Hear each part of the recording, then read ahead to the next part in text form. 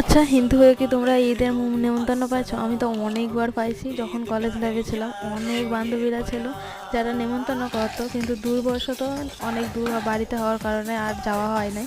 কিন্তু তাদের যে সময়টা, ঝরা সময়টা দারুণ লাগতো খাইতে। ওটা যখন ওরা নিয়ে আসতো কাড়াকাড়ি লাগে যেত আমরা খাওয়ার জন্য। তো যাই হোক, সেগুলো এখন স্মৃতি, অতীত মাত্র, অতীতের স্মৃতি।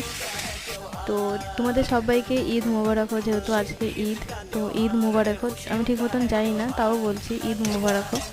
আর এখানে দেখো সকালবেলাতে সমস্ত কাজ সারে তারপরে এই যে লাউ মাখা করছিলাম। লাউ মাখাটা যেহেতু কুচি কুচি লাউ ছিল, দারুণ লাগছিলো খাইতে। একটু চিনি ছিল, চিনি চিনি টক টক। আর এখন তো একদম গরম পড়ে গেছে, তার কারণে একটু চিনি চিনি টক টক দারুণ লাগে। তারপরে বিকেলবেলা একটা অনুষ্ঠান ছিল, তার জন্য সেই অনুষ্ঠানে গেছিলাম। যেহেতু এখন চৈত্র মাস, আর আমাদের এখানে চৈত্র মাসে অনুষ্ঠানের ছড়াছড়ি। আর এইদিকে একটা গোপালের জামা বানিয়েছিলাম। কেমন হলো জানায়ও। আজকের মতন টাটা।